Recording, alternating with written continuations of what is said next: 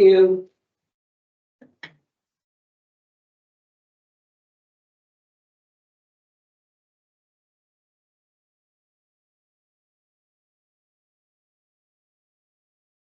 Well, good afternoon and welcome to 2025's first public meeting of the Cleveland Town Council.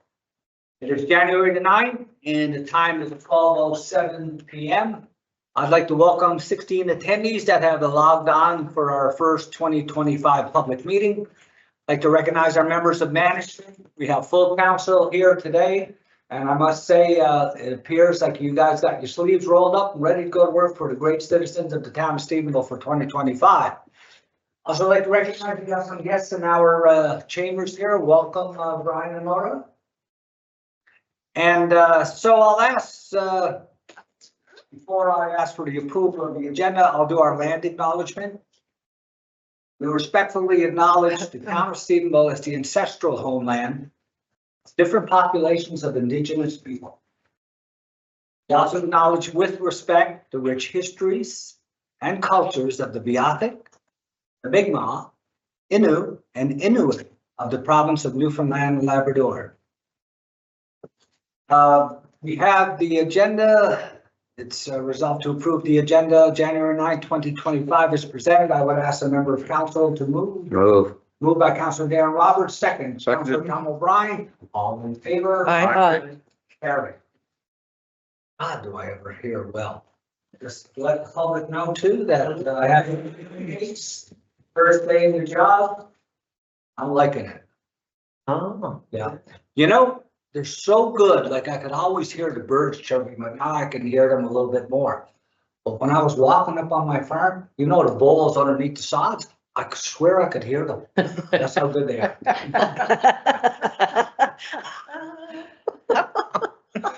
They must be. I don't want to set this. approval of the minutes. Item number 4, approval of the minutes. Be resolved to approve our public meeting of council minutes dated December 19, 2024. I would ask a member of council to move. So Moved moved. by Deputy Mayor Susan Ballard, Second. second by Councilor Mario White. All in favor? Aye. Right. Carried.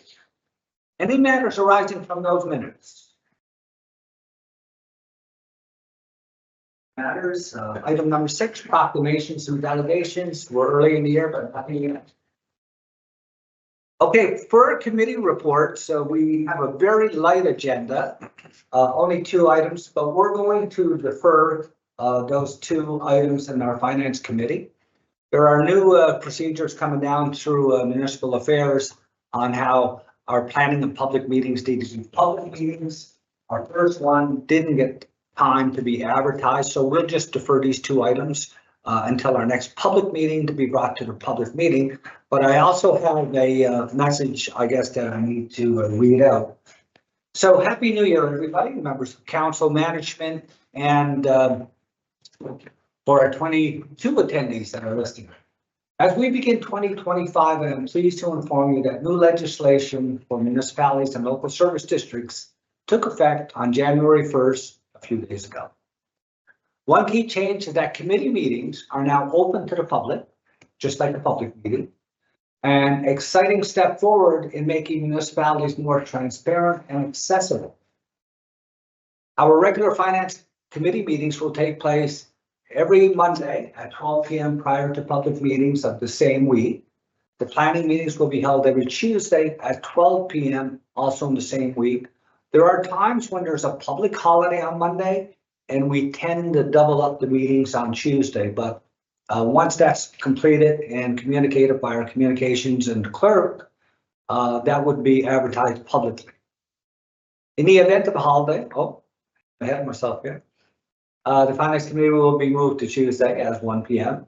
Following the planning meeting. All meetings take place in the council chambers of the town office. While committee meetings are not televised, just like a public meeting, we invite the public to attend in person, just as you would at our general meetings. Keep you informed, we have updated our events calendar on the town website, which includes a schedule of all committee and public meetings. We have about 23 public meetings per year under the Municipalities Act. Some municipalities, I think it's only 1 per month. That's that's actually required. But a large town like Stephenville, a lot of files, having 23 and meeting twice per month is very, very important. Keep you informed, we have updated, I just mentioned that. Additionally, we are pleased to continue offering virtual attendance for our regular general meetings. And when technology works, it works for the people that are logging in. Please note, however, that this remains optional as long as in-person attendance is available.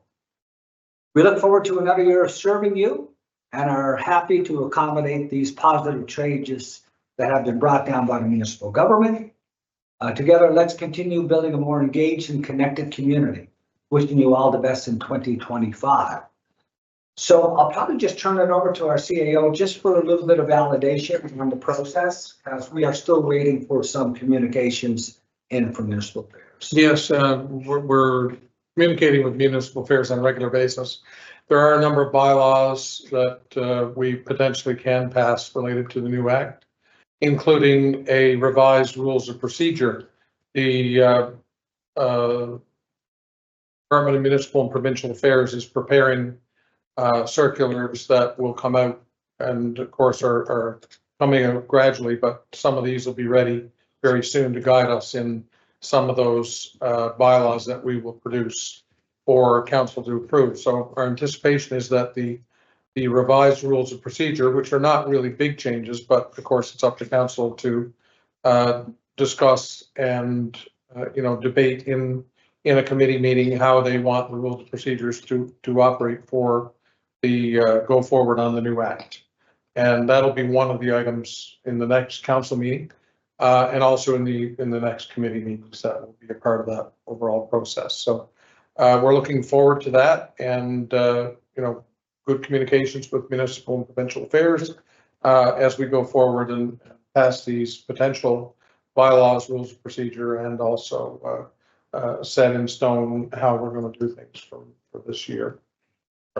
So it's our hope, I guess, even some of the circulars from municipal affairs we will receive in the next week, so we can be ready for our first public round of planning and financing. Yes, yeah. And some of them have been gazetted, but the actual circular from the municipal affairs department hasn't been sent out yet. So we're a little bit ahead of ourselves in trying to get out in front, but it'll be the next meeting before we get it. And, to have this deferred is, we only had 2 items, so having it deferred for 2 weeks, it's not a big encumbrance on the effects of the municipality. So yeah, let's do what's right and what's recommended by municipal affairs. Oh, yes. Oh, yeah, right. So I would ask a member of council that would motion to defer items 1 and 2 at the finance committee. So moved by Councilor Tom McBride, second. Second, Councilor Myra White, all in favor? Aye. Carry. Okay.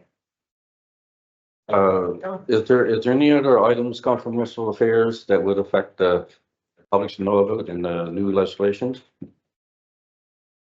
Not really. There are a number of areas and we looked at it in the committee meeting, which really was, because we did hold 2 committee meetings that were not really public. They were public per se, but they weren't advertised. So therefore, so there's 5 general areas, and I really don't think they're going to have a huge impact on how we progress as we go forward. I don't have the list right here in front of me, but those items will be a part of one. The rules of procedure is the one that we will establish a new rules of procedure document associated with the change in the act. And those others are some of them are optional. They're some are prescribed and some effectively are requirements. So we'll go through each of those in the committee. The staff will make a determination on what to bring forward, and then it'll be brought to the committee next opportunity. Thank you. Okay, so item number 8, bylaws, regulation, and policies, nothing there, but Maybe 7.2 you didn't mention at all, so there were no items. yeah, 7.2, there were no items, so we're on 8.1. So I guess even in the new year, should the recommendations on rules of procedure be adopted in accordance with municipal affairs or edited. That will come in as a new policy or bylaw. No, it would be, I guess, this, policy of the town of Stevie. Okay, a new policy. And the bylaws, of course, are emanating from the new act as well. So item number 9, any unfinished business for any members of council? Think so. No unfinished business. How about any new business? Not really new business. I just wanted to say that the Main Street event was well attended, Christmas event. And I'm sure everybody had a good time. And we had a really good weather for that evening. And it was so lucky because the next day we got all that rain and whatever we got. But most people that I talked to were, I went later on when the crowd was kind of mostly gone, but still got in to go in and see, go into Ireland and talk to the guys in some of the booths and stuff like that. And I know that they, all the people that were there had a good time and really enjoyed it as usual. And so, you know, I want to thank the committee that did that, and especially, oh my gosh, Marissa, is it Marissa? Yeah, and of course, Candace too, and anybody else. I'm sure there's a lot more people, kinsmen were there. And you know, I don't want to leave anybody out, but everybody that took part, I would really like to thank them because it is a really wonderful thing to be doing at that time of the year. And I think it brings up spirits of people on the way, you know, at the same time. So I just wanted to kind of. And the communications from it were very good as well. Marilee and Yeah, Candace and Marissa, they had some video and there was drone footage, and it was doing everything possible to excellent. ensure we made our own hallmark moment. Yeah, and you know, Better next year. yeah, even better next year. Yeah.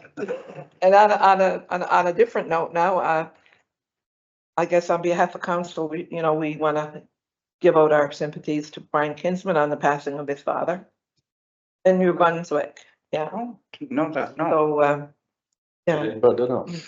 Well, I saw it on Facebook. Okay. Yeah. Yes, and also I would like to make a note that one of the participants that came to our meetings for quite some time is Eddie Jesso, and he Right. passed over the Christmas. Yeah. So I'd like to make the condolences on our behalf to the family. He did attend some of our meetings, and I spoke to him the last time he was here, actually. Yes. He was talking about the healthcare system, so we Yeah. we had a good conversation with Eddie. I actually, when I saw it, I was surprised when I saw that he had passed. But I mean, that's it. That's life. You gotta be happy and positive and try to go on as best you can. Anything else, new business? So there were a couple of members of council, I think, that were recognized with the 75th anniversary medals in the name of Councillor Hines and Councillor Aylward. Congratulations. Yes, yes. So that was the 75th anniversary medals. Were you? Yes. Yeah. Brian, sorry, I Yes. Yeah. didn't see the release, but I knew it had happened. And Well, it's certainly Minister, recognition of your long Wait for service. something. no, he's not a minister. Okay.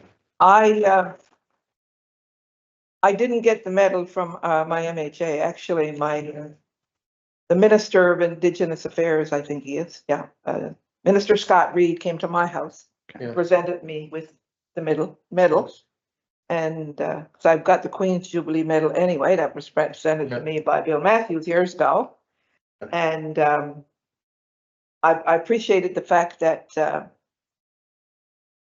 Minister Scott Reed came to the house, and my own MHA saw fit to not include me in the other group, but I got a medal anyway. So on that note, I'm going to get you to come up to the front and get a photo up. I'd like to present you, Councilor, 30 years of service to municipal affairs. We have a plaque here. So if you wouldn't mind coming forward. I will. But getting back to the medal, I did say to Minister Reid that of all the volunteering that I've done in 50 years, board of directors of the Cancer Society and this and that and everything else, the one thing that I really think was one of the highlights, my hero, I met Terry Fox in person here in Stephenville.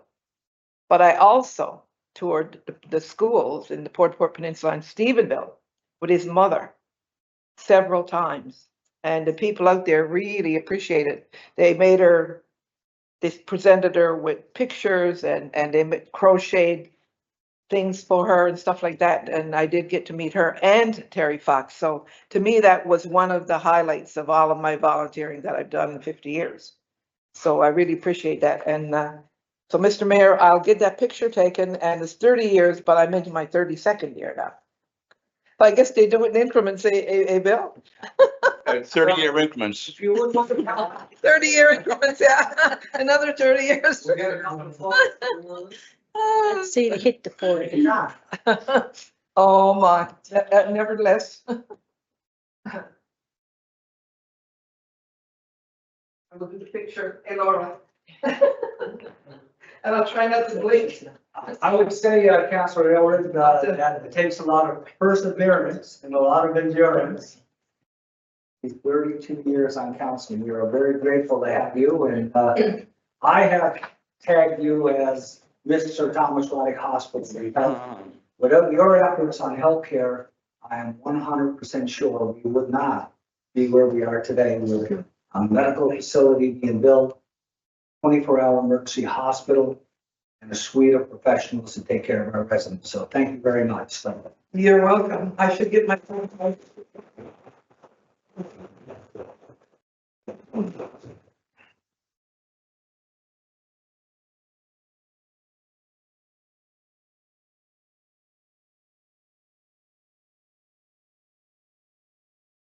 I didn't blink, did I? You want to get your phone? She said she would send it to me. Promise. I love it. Right now. That's her. That's what we love. Thank you. Well, it's been a pleasure to serve the citizens of Stephenville for all these years, and really appreciate the fact that I was elected 8 times, and never once did I come last. Which is pretty good. And, at one term that we did, Tom will remember this, Tom O'Brien, he was mayor, I guess you were mayor at the time, Tom, what we did deputy mayor, we each took a turn, remember? Yeah. So we had our turns at deputy mayor as well. So that was good, but, and overall, to say that my first term in 1993, we'd have our meetings when I get off work at 4:30 mostly. Stein was the mayor. And 18 years, I was the only woman on council. Now we have what? Four? We had 4. We had 3. We're down to 3. So that means that's good.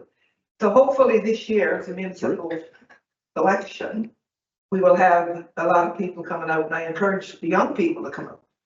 Because, you know, we need them. We need them, the young people. They're a lot of them out there that are interested in what's going on in the town. And I believe that our town has come forward fantastic over the last 30 years. And thanks to all the people that were involved, and of course the MHAs that were involved, and the 3 mayors, including, you know, you as well, and Tom O'Brien and C. Stein, all had their heart and down in Stephenville, and did, you know, their part to do their work well for the town of Stephenville. So it was a pleasure to be able to serve the town of Stephenville for all these years, and I hope I can do it for the next 5 years. No, for the next few months anyway. Taking a day at a time. Okay, thank you very much, Mr. Mayor. Thank you.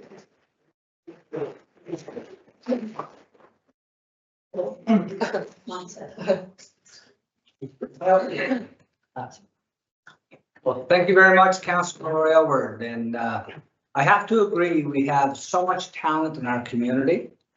And not that we're aging ourselves, but we don't have any youth representative on council, and it'd be nice to see because the talent in our youth and the energy, we're so proud of them. We see the awards they win and the athletic prowess that they have and their academic scholarships. And sometimes it's nice to have a balance, but you know how the game of politics works is about popularity, and that's so important. But we'll see what happens in 2025 in September. It's gonna be a lot of voting going on provincially, federally, municipally. Yeah. So I'd like to bring up some outstanding, tremendous, valuable work that has been completed by our management team, with vision and drive and support of council. But as we embark on retaining our rich culture, and when we talk about our culture, we're so blessed in Stephenville. The origins of our culture with our indigenous roots, and then the Acadians that were expelled out of Acadia that moved to this area. The O'Quinn's, the bourgeois, my mom was a bourgeois from the Shetty Camp area, arrived here. But the indigenous and the French became very close, and a lot of marriages and partnerships and harmony existed in those two cultures. So as we embark on our rich history, we have unveiled 3 significant murals in our town office representing our indigenous, our French, and our rich American history, termed a friendly invasion. Let's hope it's always going to be termed like that. Just saying. But today we're speaking about new signage that the residents of Stephenville, visitors that will be coming into Stephenville, tourists.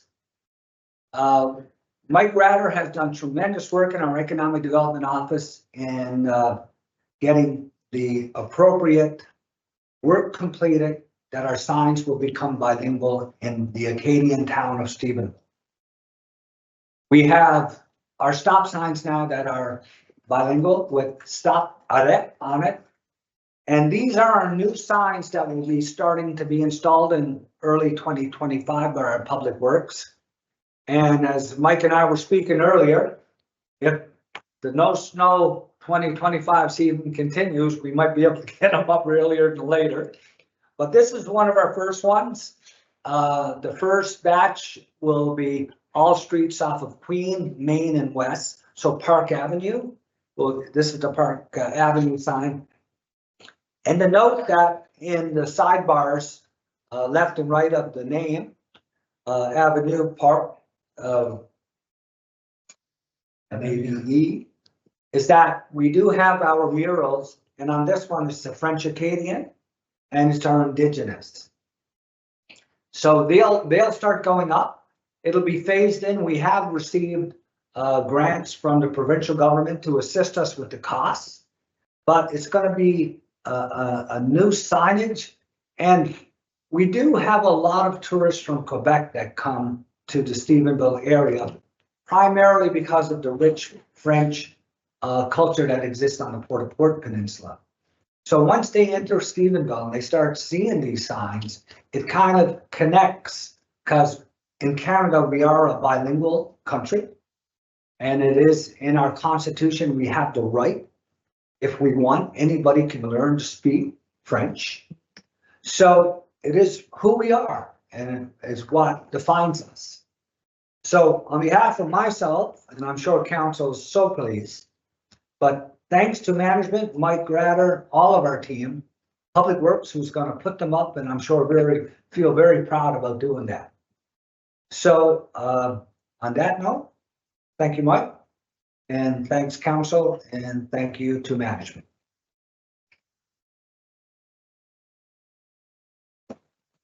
Okay. Mr. Mayor, we still are in the calendar to have that meeting with Western Health that they requested on the 17th. 17th of February, yes. 10 o'clock in the morning, February? Is it February? In January at noon.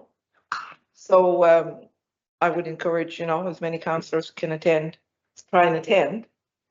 Because it's going to be, I'm anxious to see, what's on their mind and what's going on. We will get updates from them as well, and to the recruitment side of it and the situation of the obstetrics coming back to this hospital, because the money is still there. The funding is still there for that service. And there's not enough, like our stats prove that we have enough deliveries to warrant it. But anyway, that's just some of the things which I think because the first time ever they're gonna have a OB gynecologist online, virtual. She's never ever been online at any meetings that I've had with them. So there must be kind of hearing some things that are going on, right? And I think that's indicative for the work that we've done leading up to this meeting, because we have talked about the pending growth of Stephenville. Remember, 2025, we're anticipating final investment decision from World Energy, probably final investment decision on Atlas Salt, signature investments in this area. What that will do will bring in young families, create permanent sustainable jobs. That's going to increase your birth rate. So right now, just our numbers alone sustains and qualifies us no different than Grand Falls and Gander. It equates with our numbers. So the work we have done leading up to this meeting, and as we get final investment decision and we start to grow as a community, it takes time to plan, get resources, attract, recruit, and get gynecology in place so that our obstetric suite can be reopened. Now, it was designed and the layout is there. It still exists in the Sir Thomas Roddick Hospital. So that's really good news. And like I said, I want to thank you, Laura, for your role in pushing. Mike has done some statistical analysis for us on that. So we've done our homework. Now we got to push. And we pushed to get a new medical clinic. That new medical clinic would not be built or being built if this council did not push. That's true.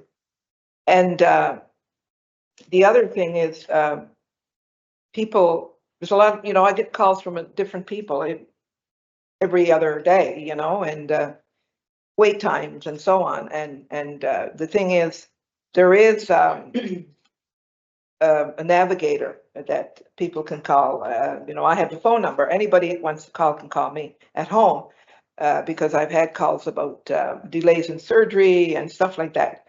So one person, retired nurse actually, wrote a letter to powers that be. She sent it to 3 different people, and never ever got a response. So that's the kind of thing that really irks me, when you have people out there that don't get an answer. Like when I'm not in council anymore and I'm vice chair of the Healthcare Action Committee, as a councillor, you have a little bit more, not power, but a little bit more push than you do if you're just a citizen with a problem. And I've encountered many problems, people with cancer that went through the cracks, their referral form never got sent in. And if there wasn't, they'd phone me and I'd give them the number to the nurse navigator for cancer patients. All those things, people don't know, that are not aware that these people are in the mix and can help them out. And as soon as we got the person involved with the navigator, they were seen. They found that the referral hadn't gone to the doctor's office, stuff like that. So there's a lot of issues up there. Nevertheless, bad enough that we don't have obstetrics, so on and so on, but we do have a brand new CT scan, and we have the mammogram machine, which is another one, and all these ultrasound equipment. We have the best equipment and all that stuff here, and we have the service for the ophthalmologist to be coming out to do cataracts. And they could come out, and they used to come out, but they don't anymore. And they're supposed to be coming out because we, the taxpayers, are paying We'll get there. for that service here. We'll get there. So, Tom, that's, what it's like. You were on the board years, right? Yep, we'll get there. Yeah. Anyway, that's enough of a spiel, I guess, for today, but, yeah. The last thing I want to mention, very signature day, condolences, I guess, to the Carter family, is the state funeral today for Right. President Carter. Yeah. Lived to be 100 years old, a centurion. And President Carter was in Stephenville. And I think it was 1992, not 1995. But he was on a humanitarian mission into Africa. And it was in October. And as anybody knows, I love wetlands. And in the fall of the year, the lichens are flaming red. And on the approach into runway 27, the aircraft was coming in and they were flaming red. And President Carter left a note in our guest book. And he had said, he had received a lot of red carpets as the president, but never have he received a red carpet that he received flying into Stephenville that day. He was just amazed. And, he done some great work. He, governor of his state, peanut farmer, came from very humble beginnings and became one of the most powerful leaders in the world and continued his legacy in humanitarian work. He went back to those humble beginnings too. Yes, he certainly did. He went back he to the went back. community. Yep. Very small town. Yeah. And Stephenville had many presidents in here. Back in the 1950s, President Eisenhower was in Stephenville. We had President Clinton in Stephenville. I remember him walking up to his corporate jet on some type of trade, because after you finish your presidency, you have a big role to play in humanitarian and so forth. And I remember he took one of the leather hats with CYJT and put it on and walked up to his airplane. Who was that? President Clinton. Oh, President Clinton. Yeah. But, back, I think it was in the 1950s or early 60s, there was a world head of state visit in Stephenville. I'd love to do a research to find out exactly what it was, what the agenda was, who was here. But I think Nixon was the head of state, wasn't the president at the time. But, so today, I just say it's such a big day, and we were very lucky to have President Carter as the president and to continue his role as a humanitarian. I watched an interview that you done with President Carter. And one of the questions was along the lines, sorry, along the lines of along the lines of what was your biggest what you took away from the presidency? And he basically said biggest thing he was thankful for the presidency is it gave him a position and the influence to do what he done in the 43 years after his presidency. Yeah. His humanitarian efforts, building homes and all that stuff, because he done a tremendous amount of work. If you listen to all the interviews and all that he was involved in, it's amazing what he done after the presidency. But he said that was the biggest thing he took away, was that it put him in a position to do all this extra stuff. Yeah. And he done it. Him and his wife. Oh, Can't forget his wife. Yeah, that's true. She very much so. Yeah. She was a big driver as well. Yeah. so on that note, I'd like to wish everybody the very best in 2025. We will work and endeavor to do what we can for the best interest of our community, citizens.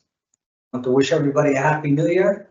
And on that note, I'm looking for a notice to adjourn the meeting here. Councilor Tom O'Brien. Second. Yes. All in favor? Aye. Motion adjourned. You heard the muscle starting to move. Slow.